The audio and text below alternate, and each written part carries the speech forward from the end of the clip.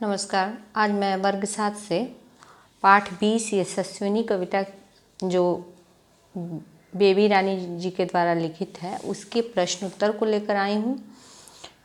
और सबसे पहले हम लोग शब्दार्थ को देख लेते हैं। आर्य मतलब श्रेष्ठ, बेड़ी मतलब जंजीर, पग मतलब पैर, नुपुर मतलब पायल। पाठ से प्रश्न अभ्यास जो है वो देखिए यहाँ पे है। इन पद्यांशों के अर्थ स्पष्ट कीजिए। पग नूपुर कंगन हार नहीं तुम विद्या से श्रृंगार करो। सबसे पहला जो क है वो है पग नूपुर कंगन हार नहीं तुम विद्या से श्रृंगार करो। तो यहाँ पे इसका अर्थ है, इस पद्यांश में कवयित्री बेबी रानी द्वारा कहा गया है कि हे नारी, तुम्हारा श्रृंगार पैरों में पायल, हाथ में कंगन और गले में हार पहनना नहीं है। तुम विद्या से अपना श्रृंगार करो, शिक्षा से ही अपना सम्मान प्राप्त करो। फिर दूसरा देखिएगा क्या है। ख, वह दान दया की वस्तु नहीं, वह जीव नहीं, वह नारी है। इस पद्यांश में कवयित्री द्वारा पुरुषों से कहा गया है, हे पुरुषों, नारी को केवल जीव मत मानो, उसे मात्र दान एवं दया करने वाली वस्तु मत मानो, क्योंकि वह नारी है जो पुरुषों के साथ कंधे से कंधा मिलाकर चल सकती है। तीसरा जो है ग, उसे टेरेसावन जीने दो, उसे इंदिरावन जीने दो। इन पंक्तियों में कहा गया है कि नारी को भी पुरुषों के बराबर अधिकार मिले, जिससे नारी भी समाज में अपने सम्मान को स्थापित कर सके, ऊंचाइयों को प्राप्त कर सके। नारियों में योग्यताएं हैं जिनसे वे समाज सेविका, मदर टेरेसा या इंदिरा भी बन सकती हैं। इसके भावार्थ को मैंने पहले इसके वीडियो में बताया है, तो आप वहाँ से भी देख सकते हैं, या इसके उत्तर को मैंने बता ही दिया।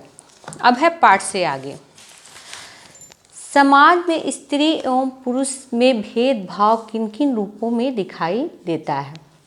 तो समाज में स्त्री एवं पुरुष में भेदभाव विभिन्न रूपों में दिखाई देता है। जैसे मैं कुछ बता रही हूँ, आप लोग भी कुछ लिख सकते हैं। शिक्षा में भी माँ बाप द्वारा भेदभाव होता है। जैसे शिक्षा में भी करते हैं कि ये लड़की है तो नहीं पढ़ेगी, ये लड़का है तो पढ़ेगा, ऐसा भेदभाव दिखाई देता है। खान पान में भी परिवार में स्त्रियों एवं पुरुषों में भेदभाव किया जाता है। तीसरा हो गया कि स्त्रियों को घर के कामों तक ही सीमित रखा जाता है और पुरुषों को कहा जाता है कि वो बाहर के काम करेंगे। तो ऐसा नहीं है, इसमें भेदभाव किया जाता है। पुरुषों को स्त्रियों को अपनी सेविका समझना, पुरुष जो हैं वो स्त्रियों को समझते हैं कि नहीं, ये सिर्फ घर के कामों के लिए और मेरी सेवा करने के लिए। ऐसी भावनाएं देखने को समाज में मिलती हैं। दूसरा प्रश्न है, समाज में स्त्री पुरुष के बीच किया जाने वाला भेदभाव मिटाना क्यों जरूरी है। इसको मिटाने के लिए आप क्या क्या कर सकते हैं। समाज में स्त्री पुरुष के बीच किए जाने वाला भेदभाव मिटाना जरूरी है, क्योंकि समानता सबका अधिकार है। स्त्री भी अच्छी शिक्षा प्राप्त कर अपने परिवार, जिला, राज्य, देश का नाम रोशन कर सकती है। यदि स्त्री पुरुषों में भेदभाव हो रहा है तो ये स्त्री के प्रति अन्याय है। इसको मिटाने के लिए हम कुछ प्रयास कर सकते हैं। जैसे भ्रूण हत्याएं जो हो रही हैं उन्हें रोकने का प्रयास होना चाहिए, कि जो गर्भ में लड़कियों को मार दिया जाता है उसको रोकने का प्रयास होना चाहिए। शिक्षा पर विशेष ध्यान होना चाहिए। अगर शिक्षा होगा तो वहाँ पे भ्रूण हत्याएं भी नहीं होगी या उसको रोकने में सहायता मिलेगी। तीसरा है, समाज में नारी के योगदान पर चर्चा करना जरूरी है, कि नारी ने कितना अपना स्थान बनाया है और अपने सम्मान को वो भी स्थापित कर सकती है अपने कार्यों के द्वारा। चलिए उसके बाद का प्रश्न हम लोग देखते हैं। समाज में भ्रूण हत्याएं हो रही हैं, लगातार महिलाओं की संख्या में कमी हो रही है। लोग लड़के की कामना करते हैं तथा लड़कियों को दोयम दर्जे के नागरिक के रूप में देखा जाता है। वर्तमान समय में कमोवेश नारी की यही स्थिति है। इस परिदृश्य को ध्यान में रखकर एक स्वरचित कविता का निर्माण कीजिए। देखिए, इसमें जो लड़कियों को मार दिया जाता है, गर्भ में ही नष्ट कर दिया जाता है, उसके बारे में एक आप लोग को कविता लिखनी है, इसको आप लिखिएगा। उसके बाद आता है हम लोग का व्याकरण। व्याकरण में निम्नलिखित शब्दों के विलोम शब्द लिखिए। विलोम का मतलब होता है उल्टा, बार बार इसको बता चुकी हूँ। तो तोड़ो का क्या होगा? जोड़ो। नफरत का प्रेम, स्वीकार का अस्वीकार, संवारना का बिगाड़ना, सम्मान का अपमान, दया का निर्दय। उसके बाद है दिए गए पुल्लिंग शब्दों के स्त्रीलिंग शब्द को लिखिए। अभिनेता का अभिनेत्री, लेखक का लेखिका, अध्यापक का अध्यापिका, नेता का नेत्री, छात्र का छात्रा, नर का नारी। अब चलिए गतिविधि है। गतिविधि को तो मैं बता दे रही हूँ। ऐसे बाल विवाह, दहेज प्रथा, भ्रूण हत्या जैसी सामाजिक कुरीतियाँ हमारे समाज में हैं। आपके विद्यालय में मीना मंच से संबंधित या कुछ अन्य पुस्तकें होंगी जिनमें बालिका शिक्षा तथा नारी सशक्तिकरण से संबंधित कहानियाँ हैं। आप उनका अध्ययन कीजिए और नुक्कड़ नाटक के द्वारा समाज में व्याप्त कुरीतियों को मिटाने के लिए लोगों को प्रेरित कीजिए। चलिए, ये कोरोना ख़त्म होने के बाद हम लोग इस गतिविधि को करेंगे।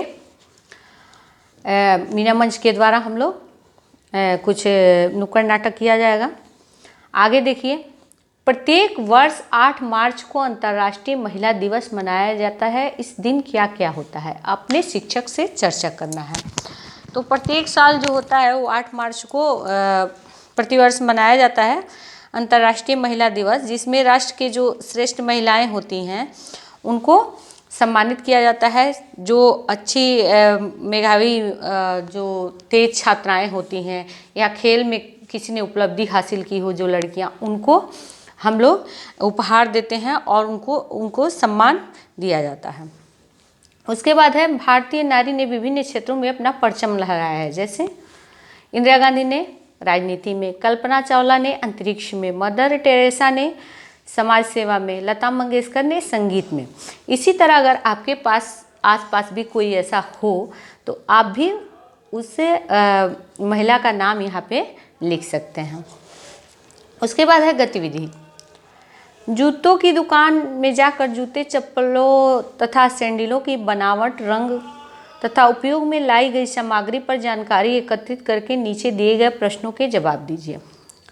क्या लड़के तथा लड़कियों के जूते, चप्पल तथा सैंडलों में अंतर होता है? यदि हाँ तो ये कौन कौन से होते हैं? तो हाँ, होता है। लड़कियों के जूते, चप्पल तथा सैंडल जो होते हैं वो अलग होते हैं और लड़कियों में थोड़े से रंग बिरंगे होते हैं। और लड़कों के चप्पलों में हिल्स नहीं होते हैं, ऊंची एड़ियाँ नहीं होती हैं, और लड़कियों में ऊंची एड़ियाँ होती हैं। ख है, लड़के तथा लड़कियों के लिए अलग अलग जूते चप्पल बनाने का क्या कारण हो सकते हैं? यही हो सकता है कि उनकी पहचान हो सके कि ये लड़का का है और ये लड़कियों का है। लड़के तथा लड़कियों के जूते, चप्पलों तथा सैंडल में अंतर लिंग भेद को बनाए रखने का एक तरीका है, चर्चा कीजिए। हाँ, ये लिंग भेद बनाए रखने का ही तरीका हो सकता है, क्योंकि अंतर जब होता है तो तुरंत हम लोग पहचान जाते हैं ये तो लड़के का है और ये लड़कियों का है। इसलिए इसको कहेंगे कि हाँ, ये अंतर जो है वो लिंग भेद को बनाए रखने का एक तरीका है। चलिए, ये था आप लोग का प्रश्न उत्तर। इसको उम्मीद है कि आप लोग को अच्छा लगेगा। धन्यवाद।